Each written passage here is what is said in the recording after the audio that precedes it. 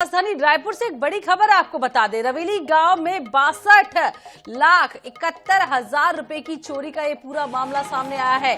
सोनकर परिवार के घर में हुई है चोरी। घर में दीवान के अंदर रखे थे 2,41,00,000 रुपए। आपको बता दें जमीन सौदे से परिवार को मिले थे 2,41,00,000 रुपए।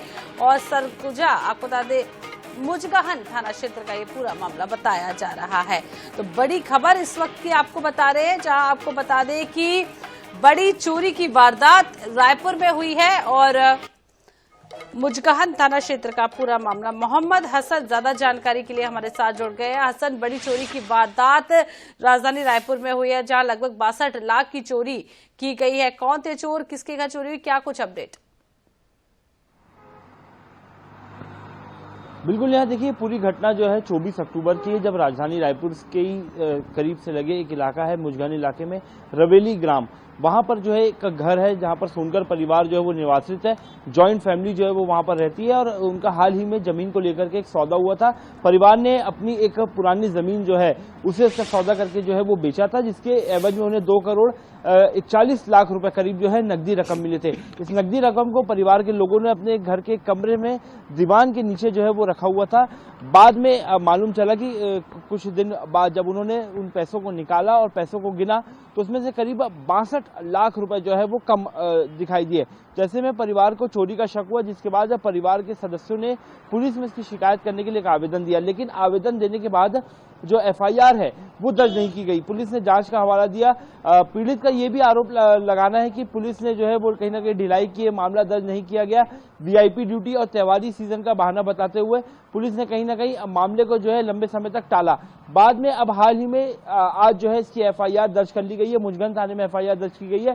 पीड़ित ने अपने बयान में बताया कि जमीन का सौदा करके 2,41,00,000 रुपए उन्हें मिले थे, जिसमें से 62,70,000 रुपए करीब जो है उसमें से गायब हैं। ऐसे में परिवार के सदस्यों का कहना है जिस प्रकार से जो चोरी हुई है कहीं ना कहीं इसमें कोई परिवार के सदस्य या कोई करीबी ने इस चोरी की घटना को अंजाम दिया है। हालांकि पुलिस जो है तमाम तथ्यों पर जांच कर रही है, लेकिन इस पूरी घटना में सवाल इस बात का है जिस दीवान के नीचे करीब 2,41,00,000 रुपए रखे थे उसमें से केवल 62 लाख रुपए ही क्यों जो अज्ञात चोर उसने चोरी किए, बाकी के पैसे क्यों चोरी नहीं हुए, इस बात का इस सवाल का जवाब जो है अब तक किसी के पास नहीं है। वहीं पुलिस ने 20 दिन से ज्यादा का समय जो है केवल एफआईआर दर्ज करने में लगा दिया है। हालांकि पुलिस के अधिकारियों का कहना है कि इस मामले में वे जांच कर रहे थे। जांच के बाद अब कहीं ना कहीं जो है एफआईआर आज दर्ज हुई है। परिवार के सदस्यों से पूछताछ की जा रही है कि इस दौरान उनके घर में किसका आना जाना था, लेकिन एक दीवान के नीचे 62 लाख रुपए से ज्यादा नकदी रकम जो है कहीं ना कहीं चोरी होने एक बड़ी बात जो है वो निकल करके सामने आई है। देखना होगा जांच में। ये भी समझ में आ रहा है क्योंकि ये घर का ही मामला हो सकता है। इतनी बड़ी रकम जो है वो घर में रखी हुई है, दीवान के अंदर रखी हुई है। घर में मौजूद जिन लोगों को पता है उन्हीं में से कोई हो सकता है। तो 20 दिन क्यों लग गए एफआईआर दर्ज करने में पुलिस को? इतनी लेट लतीफी क्यों हो रही है इस पूरे मामले में?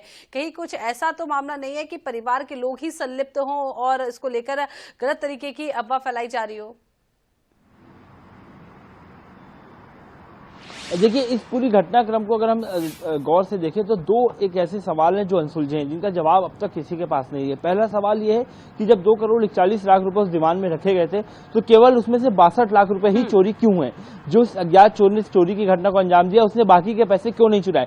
दूसरा जो महत्वपूर्ण सवाल है वो ये कि परिवार को चोरी का पता कब चला? जब दीवान से उन्होंने पैसे निकाले और पैसों को गिना तब जाकर के। इतनी बड़ी रकम आखिरकार घर में क्यों रखी गई थी, इस बात पर भी जो है कहीं ना कहीं जांच की बात सामने आती है।